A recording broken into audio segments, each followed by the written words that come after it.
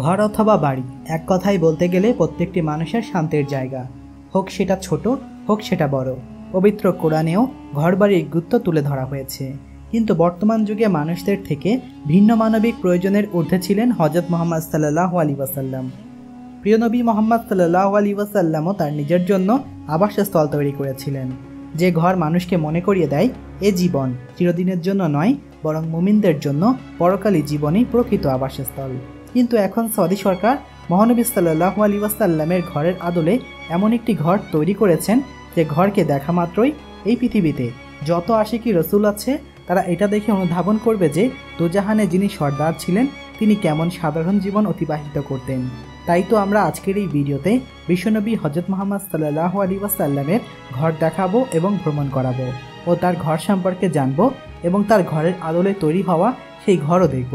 আজকের ভিডিওটি অনেক তথ্যবহুল ভিডিও হতে চলেছে, তাই বিস্তারিত জানতে ভিডিওটি না টেনে একেবারে শেষ পর্যন্ত দেখুন। আর আপনি যদি একজন মুসলমান হয়ে থাকেন আর নবী করিম সাল্লাল্লাহু আলাইহি ওয়াসাল্লামকে ভালোবেসে থাকেন, তাহলে অবশ্যই ভিডিওতে লাইক করে কমেন্ট বক্সে লিখুন আমিন। মদিনার জিয়ারত করার পর রাসূল করিম সাল্লাল্লাহু আলাইহি ওয়াসাল্লাম মসজিদের নবমী নির্মাণ করেন। মসজিদের পাশেই তার দুটি স্ত্রীর জন্য নির্মাণ করেন দুটি কক্ষ, যার একটি সাউদা বিনতে জামহা রাদিয়াল্লাহু তাআলা আনহু ব্যবহার করতেন আর অন্যটি আয়েশা রাদিয়াল্লাহু তাআলা আনহু। নির্মাণকালে কক্ষ দুটি ছিল মসজিদের পূর্ব দিকে, তখন কিবলা ছিল বাইতুল মুকাদ্দাস। কিবলা পরিবর্তন হওয়ার পর কক্ষ দুটি পশ্চিম দিকের দেওয়ালের ওপাশে এবং নামাজের স্থান থেকে বাম পাশে চলে যায়। অন্য কক্ষগুলো পরিবর্তিত সময়ের প্রয়োজনে অনুযায়ী নির্মাণ করা হয়, তবে মসজিদের দেওয়াল ও ঘরগুলোর মধ্যে 5 গজের মধ্যে দূরত্ব ছিল। মসজিদের নবমীর পাশেও ও সংলগ্ন ভূমির মালিক ছিলেন ইয়াসির ইবনে নোমান রাদিয়াল্লাহু তাআলা আনহু। সেখানে তার বাড়ি ছিল, কিন্তু তিনি তা মহানবী সাল্লাল্লাহু আলাইহি ওয়াসাল্লামের প্রয়োজনে ছেড়ে দেন। তিনি উপহার হিসাবে ছেড়ে দিলেও রাসূল করিম সাল্লাল্লাহু আলাইহি ওয়াসাল্লাম তাকে উপযুক্ত মূল্য পরিশোধ করেন। তার পুরো বাড়িটা রাসূল করিম সাল্লাল্লাহু আলাইহি ওয়াসাল্লাম ও তার পবিত্র স্ত্রীদের জন্য ব্যবহৃত হতো। রাসূল করিম সাল্লাল্লাহু আলাইহি ওয়াসাল্লামের ঘর সম্পর্কে জানার পর তার ঘরের জিনিসপত্র সম্পর্কে জানা যেতে পারে। আয়েশা রাদিয়াল্লাহু তাআলা আনহু থেকে বর্ণিত, রাসূল করিম সাল্লাল্লাহু আলাইহি ওয়াসাল্লামের বিছানা ছিল চামড়ার তৈরি এবং তার ভেতরে ছিল খেজুর গাছের ছাল।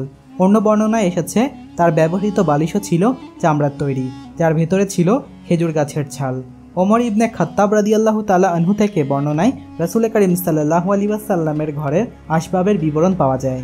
তিনি বলেন, রাসূল করিম সাল্লাল্লাহু আলাইহি ওয়াসাল্লাম একটি চাটাইয়ের উপরে শুয়েছিলেন। চাটাইয়ের উপরে কিছুই ছিল না, তার মাথায় নিচে ছিল খেজুরের ছাল ভর্তির চামড়ার বালিশ। আমি তার শরীরের চাটাইয়ের দাগ দেখে কেঁদে ফেললাম। তিনি বললেন, কাঁদছো কেন? আমি বললাম, হে আল্লাহ রসুল, কাইসার ও কিসার ভোগ বিলাসের মত্ত, অথচ আপনি আল্লাহ রসুল। তিনি বললেন, তুমি কি এতে সন্তুষ্ট নাও যে তাদের জন্য পার্থিব জীবন এবং আমাদের জন্য পরকাল?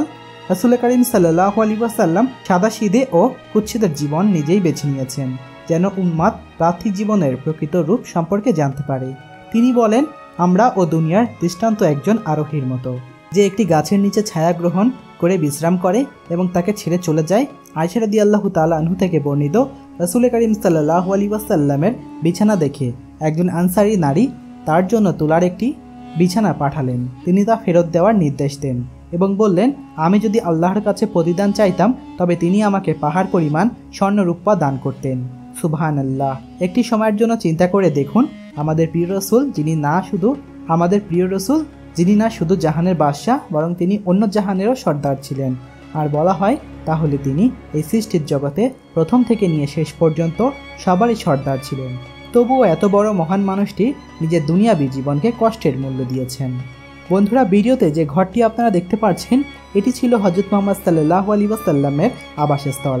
আর এই ঘরের বর্ণনায় বিভিন্ন রায়াতের মাধ্যমে জানতে পারা যায়, নবীজির ঘর আমাদের ঘরের মতো ছিল না। তার ঘর দেখে চোখের পানি আপনি ধরে রাখতে পারবেন না।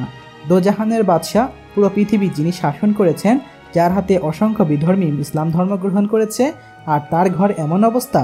হ্যাঁ বন্ধুরা, তিনি ছিলেন আল্লাহর প্রেরিত নবী, আর যার হাতে ইসলাম ধর্ম প্রতিষ্ঠিত হয়েছে। আর আমরা এটা গৌরবের সাথে বলতে পারি যে আমরা নবী করিম সাল্লাল্লাহু আলাইহি ওয়াসাল্লামের উম্মত, আর যে নবীর মৃত্যুর আগ পর্যন্ত তার উম্মতদেরকে নিয়ে চিন্তা করেছেন। বন্ধুরা, আপনারা দেখতেই পাচ্ছেন সেই ঘরের প্রধান দরজার পাশে 4 পাইয়া একটি খাট রয়েছে, আর সেই সাথে সাথে খাটের পাশেই জমি নিয়ে একটি খেজুর পাতা দ্বারা আবৃত বিছানা রয়েছে। রেওয়ায়তের মতে অনুসারে এটি সেই পবিত্র জায়গা যেখানে দোজাহানের সর্দার রাসূল করিম সাল্লাল্লাহু আলাইহি ওয়াসাল্লাম বাসায় ফিরে আসার পর এখানেই আরাম করতেন। আর এই ঘরের দ্বিতীয় পাশে খাবার বানানোর বাসনপত্র, আটা পিষার বাসন ও আটা পেশার জাতাও ছিল। আর তার এক কর্নাতে একটি পানির পাত্র থাকতো, আর সেখান থেকেই নবী করিম সাল্লাল্লাহু আলাইহি ওয়াসাল্লাম পানি পান করতেন। এমনকি নবী করিম সাল্লাল্লাহু আলাইহি ওয়াসাল্লামের সঙ্গে সাথীরা মিষ্টি পানি, ঠান্ডা পানি নিয়ে এসে সে পাত্র ভর্তি করে রাখতেন, যাতে মহানবী সাল্লাল্লাহু আলাইহি ওয়াসাল্লাম সেখান থেকে পানি পান করতে পারেন। আর বন্ধুরা, এখন আপনারা যে ছবিটি দেখতে পাচ্ছেন, এই ছবিটি হলো ঘরের ঢোকার প্রধান ফটক, যেখান থেকে রাসূল করিম সাল্লাল্লাহু আলাইহি ওয়াসাল্লাম দরজা খুলে তার ঘরে প্রবেশ করতেন। এখন যে দৃশ্যটি দেখতে পাচ্ছেন সেটি কাসা আনা নবুয়াতের ভিতরের দৃশ্য। আর এখানে আপনি যে সামান্য আলোক দেখতে পাচ্ছেন, এটি সৌদি শাসক এই ঘরের মডেলেই আলোকিত করার জন্য ব্যবহার করেছেন। কিন্তু রাসূল করিম সাল্লাল্লাহু আলাইহি ওয়াসাল্লাম হায়াতে মোবারকাতে এই অংশটিতে একটি চেরাগ হয়ে থাকতো, একটি চিরাগ জ্বলে থাকতো, আর যার ভিতরে বাতি রেখে দিয়ে আর সেটি সন্ধ্যার সময় জ্বালাতেন। এই কায়নাতের সব থেকে আফজল বাদশাহ ও দোজাহানের সর্দার হযরত মুহাম্মদ মুস্তাফা সাল্লাল্লাহু আলাইহি ওয়াসাল্লাম তিনি জমিনেই শুয়ে পড়তেন। দোজাহানের সর্দার হযরত মুহাম্মদ মুস্তাফা সাল্লাল্লাহু আলাইহি ওয়াসাল্লামের একটি অভ্যাস ছিল যে তিনি নরম বিছানা পছন্দ করতেন না, আর বেশিরভাগ সময় ইবাদত করার পর তিনি জমিনে শুয়ে পড়তেন।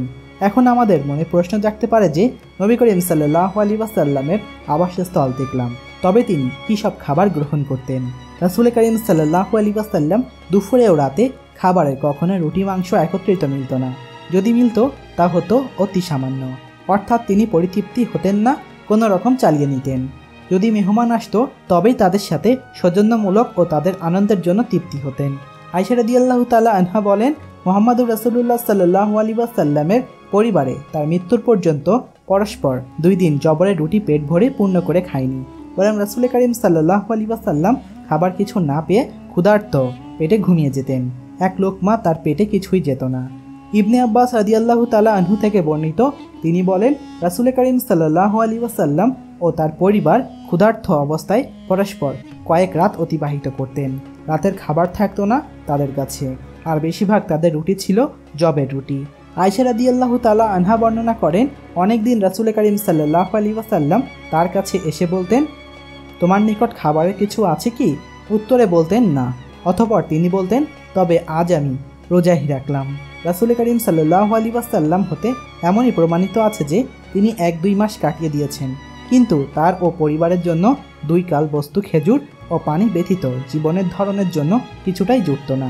এত অল্প খাদ্য ও জীবন পরকরণের পরেও তার চরিত্র ছিল মহান, আদর্শ ছিল ইসলামী। আল্লাহ তাআলার শুকরিয়া করার আহ্বান জানাতেন ও যিনি এই খাদ্য প্রস্তুত করার তাকে ধন্যবাদ জানাতেন। বন্ধুরা, এমনই ছিলেন আমাদের মহানবী সাল্লাল্লাহু আলাইহি ওয়াসাল্লাম। তার ঘর ও তার খাদ্যের তালিকা আমরা জানতে পারলাম। যদি আপনাদের দ্বারা সম্ভব হয় তাহলে বিশ্বনবীর জীবন তরিকায় নিজেদের জীবন পরিচালনা করুন। মহান আল্লাহ তাআলা রব্বুল আলামিন আমাদের প্রত্যেককেই মুসলমানকে আমাদের নবীজির মতো জীবন চলার এবং অন্যকে সাহায্য করার তৌফিক দান করুন। আমিন।